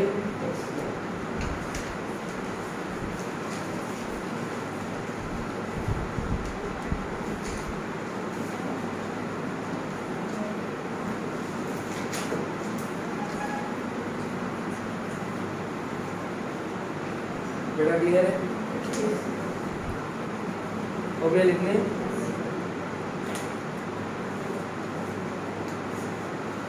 अच्छा, जैसा डिस्टेंस के जैसे डिस्प्लेसमेंट भी एक लेंथ है, but distance is a scalar quantity and displacement is a vector quantity.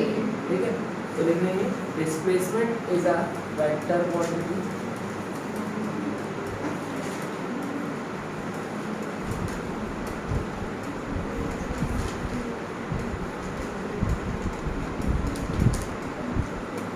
Displacement एक वेक्टर क्वांटिटी है। Next quantity, direction of displacement, direction of displacement is from initial to final position, is from initial to final position of the object. Direction of displacement is from initial to final position of the object. Next लिखेंगे ऐसा unit of displacement is metre M. वही distance के जैसे, क्योंकि distance भी length है और displacement भी लेंथ है। नेक्स्ट लिखेंगे SI sorry CGS unit, CGS unit of distance, sorry displacement, CGS unit of displacement is centimeter। ऐसा यूनिट क्या होगा डिस्प्लेसमेंट का मीटर, और CGS यूनिट क्या होगा सेंटीमीटर।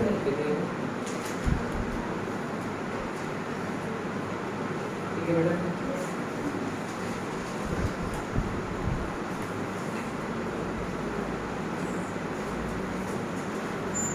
आगे बढ़े।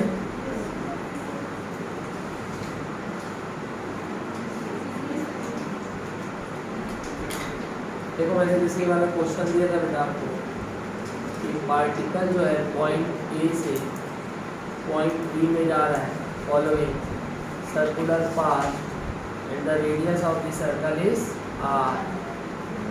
उस समय हमने फाइंड किया था डिस्प्लेसमेंट। डिस्प्लेसमेंट कितना आया था, डिस्टेंस कितना आएगा बोलो, डिस्टेंस कितना आएगा, पाई आएगा। आप ऐसा इमेजिन करो कि जो लाइन है ना, ये रोटेट करके ऐसा आ रही है, कितना एंगल बना रही है लाइन, तो थीटा होता था, वो कितना होता था होगा। जैसे इसमें लाइन जो है रोटेट करेगी तो कुछ एंगल बन रहा था, ये क्या है आर्क लेंथ। लाइन की टिप जो है ये जो लेंथ फॉलो कर रही है ये क्या है आर्क लेंथ। वैसे ये लाइन की टिप है और ये ऐसा मूव कर रही है, ये लेंथ क्या होगी आर्क लेंथ। आर्क लेंथ कितनी है L, और यही ऑब्जेक्ट का क्या होगा डिस्टेंस होगा कि, क्योंकि ऑब्जेक्ट का पाथ ये, पाथ लेंथ को ही डिस्टेंस बोलेंगे, और पाथ लेंथ किसके बराबर है आर्क लेंथ। बोलो क्लियर। सर्कल का रेडियस कितना है R, सर्कल का रेडियस है R। थीटा कितना दिया है, तीनों में रिलेशन होता है बेटा।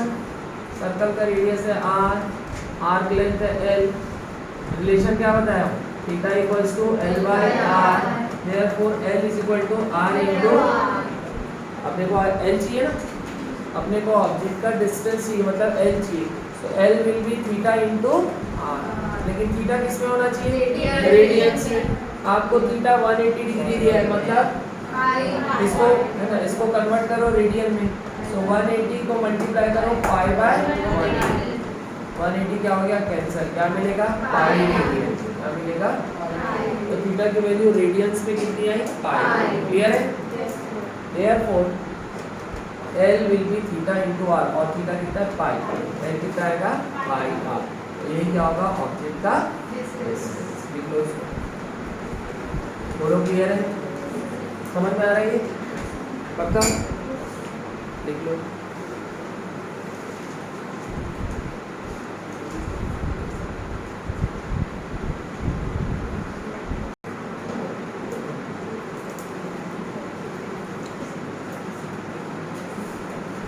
ठीक है बेटा।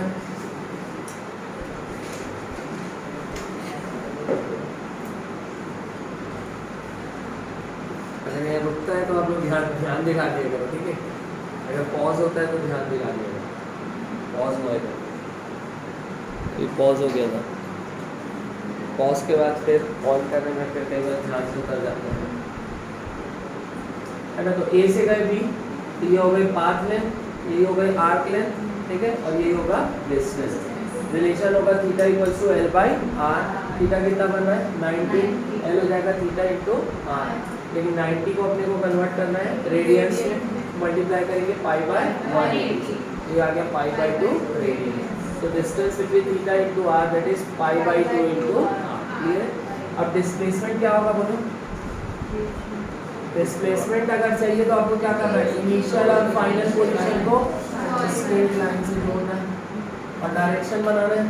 डायरेक्शन कहाँ से कहाँ, from initial to final position. Direction arrow के थ्रू, ये हेड के थ्रू बनाते हैं। सो ये बन गया डिस्प्लेसमेंट, ठीक है। ये जो लेंथ होगी ये डिस्प्लेसमेंट के बराबर होगी। अब ये है 90 डिग्री, क्या बन रहा है यहाँ पर, right angle triangle. Right angle triangle बनेगा। तो अगर अपने को चाहिए डिस्प्लेसमेंट, सेकंड अपने को चाहिए displacement,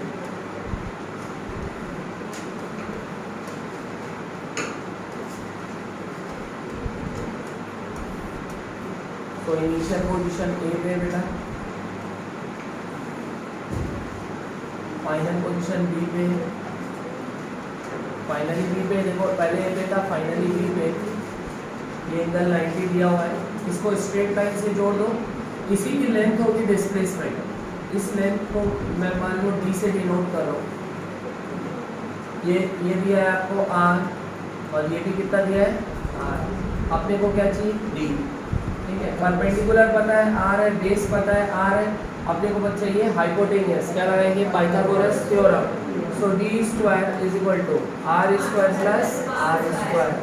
D square is 2r square, therefore D is r। D कितना आ जाएगा, बोलो क्लियर है, डी कितना आ जाएगा r/2, और है ना। सो ये आ गया डिस्प्लेसमेंट का magnitude. Direction is from A to B, from initial position to final position.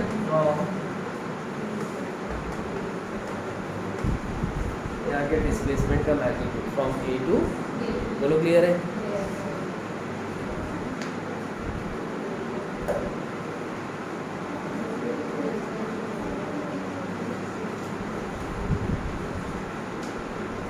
Okay क्या बेटा,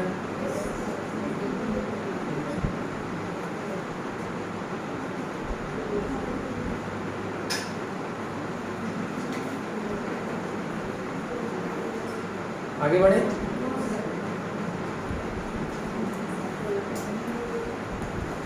अच्छा, डिस्टेंस पाथ पे डिपेंड करता है और डिस्प्लेसमेंट पाथ पे डिपेंड नहीं करता। तो नेक्स्ट पॉइंट लिखेंगे अपन, नेक्स्ट पॉइंट लिखेंगे distance depends on path followed by the object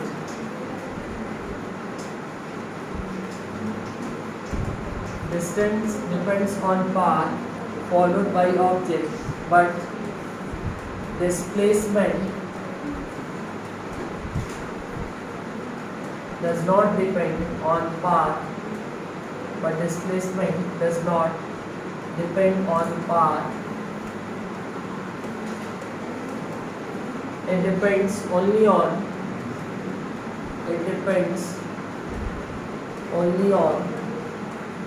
initial and final position. Initial and final.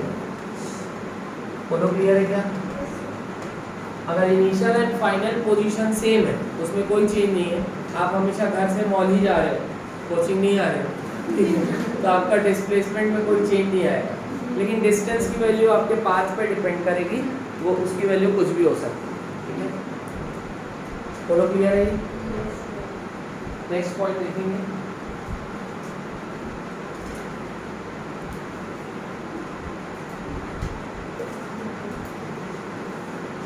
For motion between two points,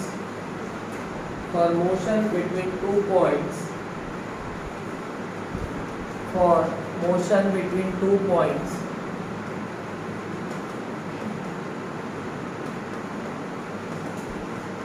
distance can have many values.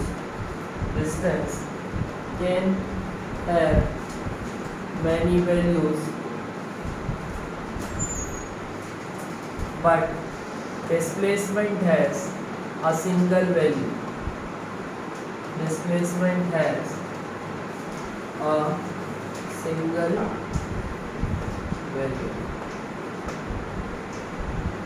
दो points के बीच में distance की value बहुत सारी हो सकती है depending on the path, but displacement has a single value. Clear? अच्छा, जब तक सीधा चलोगे बेटा, बिना डायरेक्शन चेंज किए, तब तक जितना डिस्टेंस उतना ही डिस्प्लेसमेंट। जैसे डायरेक्शन चेंज करोगे तो डिस्टेंस की वैल्यू ज़्यादा आएगी और डिस्प्लेसमेंट की। क्लियर है? जैसे देखो आप चले पॉइंट ए से सीधा चल रहे हैं पॉइंट बी तक, सीधा सीधा चले 4 किलोमीटर, तो डिस्टेंस कितना आएगा? ये straight line, path straight line है, कितनी लेंथ है? 4 किलोमीटर, डिस्टेंस भी 4 किलोमीटर और डिस्प्लेसमेंट भी 4 किलोमीटर। अब आपने अपना डायरेक्शन चेंज किया, 90 डिग्री में टर्न हो गए, अब बी से जा रहे हैं सी में, ये लेंथ है मान लो 3 किलोमीटर। तो अगर मैं पूछूं कि भाई ए से बी से सी तक आप चले, आपका डिस्टेंस कितना होगा? 7 और डिस्प्लेसमेंट कितना है ना? डिस्प्लेसमेंट के लिए इनिशियल और फाइनल पोजीशन को जोड़ोगे, क्योंकि ये 90 डिग्री हाइपोटेनियस हो गया, under root 4 square plus 9 plus 16 25 का रूट। तो डिस्टेंस कितना आ रहा है बोलो? 7 किलोमीटर और डिस्प्लेसमेंट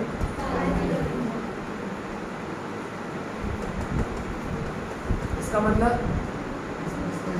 या तो डिस्टेंस और डिस्प्लेसमेंट बराबर होंगे, और ऐसा कब होगा? जब ऑब्जेक्ट सीधा चलेगा, या तो डिस्टेंस ज़्यादा होगा और डिस्प्लेसमेंट क्या होगा?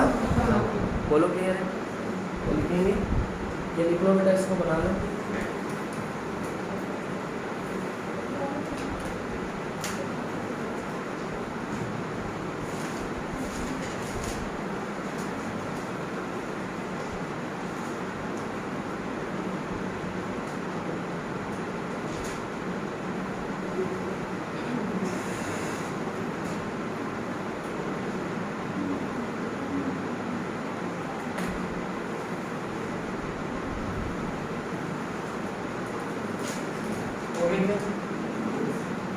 इसमें लिखेंगे अपन next point, when object moves in a straight line, when object moves in a straight line, when object moves in a straight line without changing its direction, without changing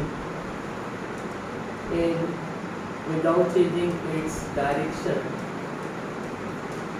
then ऐसा लिखेंगे, distance is equal to magnitude of distance। बोलो clear है? जब object सीधा सीधा चलेगा बिना direction change किए, तो डिस्टेंस किसके बराबर होगा? डिस्प्लेसमेंट के मैग्नीट्यूड। डिस्टेंस बराबर डिस्प्लेसमेंट नहीं हो सकते कभी भी, क्योंकि ये स्केलर और ये कोई स्केलर वेक्टर के बराबर नहीं हो सकता, लेकिन मैग्नीट्यूड क्या हो सकता है? बराबर। क्लियर? नेक्स्ट लाइन लिखेंगे, but when object changes its direction, when object changes its direction, then distance, फिर ऐसा लिखेंगे सिंबल, ये किसका सिंबल है? Greater than magnitude of distance. जैसे ही ऑब्जेक्ट डायरेक्शन चेंज करेगा, डिस्टेंस की वैल्यू ज़्यादा आएगी as compare to distance. That is, या तो डिस्टेंस बराबर होगा या तो उससे ज़्यादा। ये सिंबल समझ में आ रहा है ना? या तो डिस्टेंस बराबर होगा या तो ज़्यादा होगा, किससे?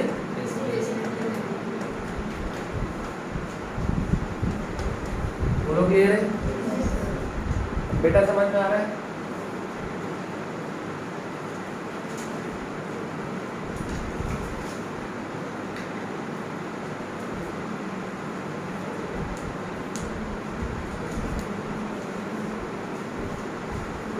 नेक्स्ट हेडिंग डालेंगे, ये हो गया डिस्टेंस और डिस्प्लेसमेंट। नेक्स्ट हेडिंग डालेंगे हम speed.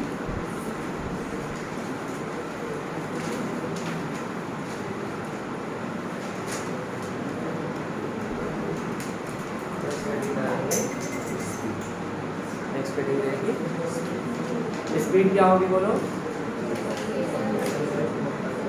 It is distance traveled per unit time. It is distance traveled per unit. लिखेंगे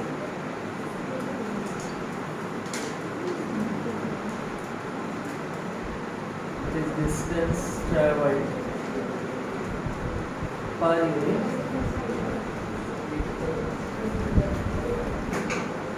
It is distance traveled per unit. बोलो क्लियर। अगर किसी ऑब्जेक्ट की स्पीड है बेटा 5 मीटर पर सेकेंड, इसका मतलब क्या है? हर 1 सेकेंड में कितना चलेगा? 5 मीटर। यहाँ पर आपने यूनिट ऑफ टाइम क्या ले लिया? सेकेंड। पर जब भी पर आता है मतलब डिवीजन में कुछ ना कुछ रहेगा।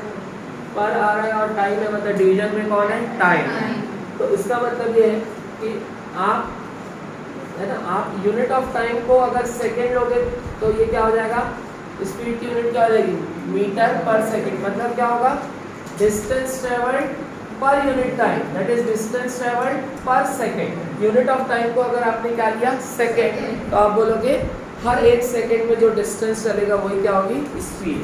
लेकिन यूनिट ऑफ टाइम मिनट भी हो सकते हैं और आवर भी।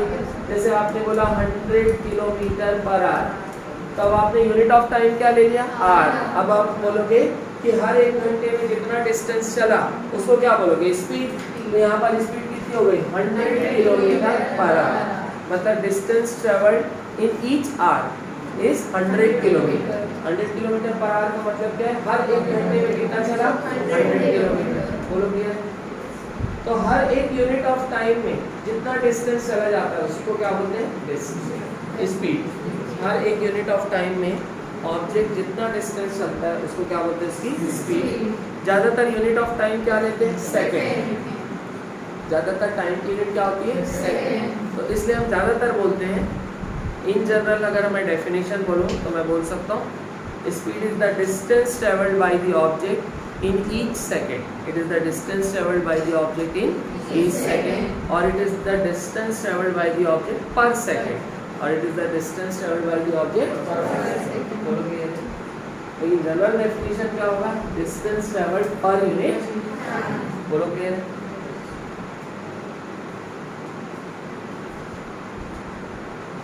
यार बड़ा परेशानी। So it is the distance traveled per unit. अब स्पीड का क्या होगा बेटा? स्पीड में दो स्पीड होती है, एक एवरेज स्पीड और दूसरी इंस्टेंटेनियस स्पीड। अच्छा, स्पीड स्केलर क्वांटिटी है, ठीक है, तो लिखेंगे इट इज अ स्केलर। बेटा डिस्टेंस एंड डिस्प्लेसमेंट क्लियर हो गया ना? डिस्टेंस एंड डिस्प्लेसमेंट क्लियर है? स्पीड क्या है? Scalar quantity. SI unit of speed, SI unit of speed is meter per second। CGS unit क्या होगी? सेंटीमीटर। बोलो क्लियर है? SI यूनिट होगी मीटर पर second and CGS unit is centimetre. Clear है? कई बार आपको यूनिट किलोमीटर पर आवर में भी दी रहती है। अगर यूनिट किलोमीटर पर आवर में दी है उसको मीटर पर सेकंड में कन्वर्ट करना है तो किससे मल्टीप्लाई करेंगे? 5 बाय। तो स्पीड अगर आपको दी है किलोमीटर पर आवर में, इसको मल्टीप्लाई करोगे 5 बाय 18 से, तो आपको स्पीड मिल जाएगी। बोलो क्लियर है? Yes sir.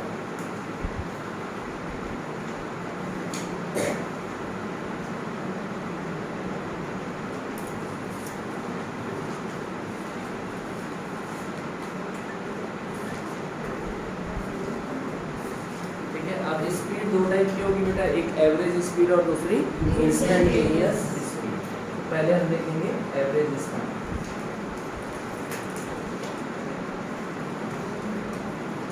एवरेज स्पीड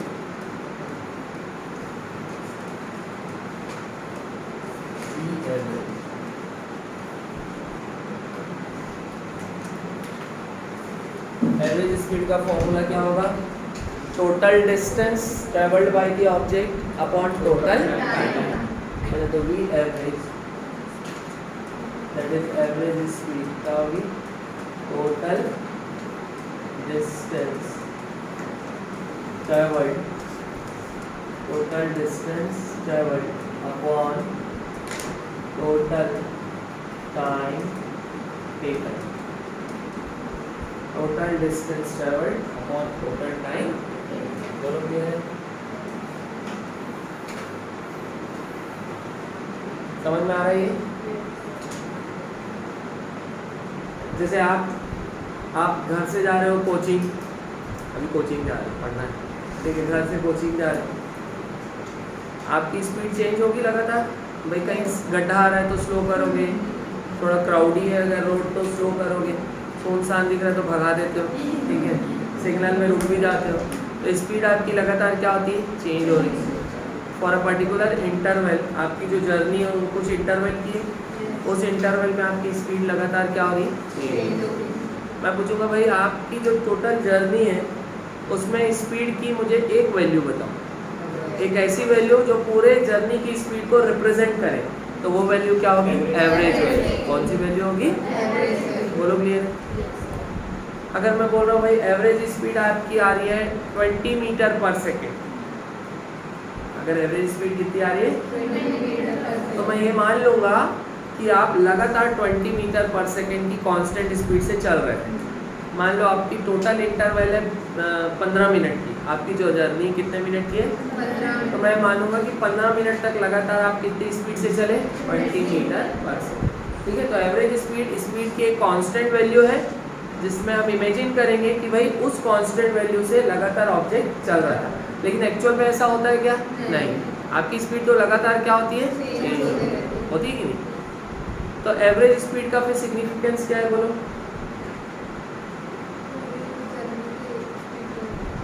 तो उसका सिग्निफिकेंस क्या है,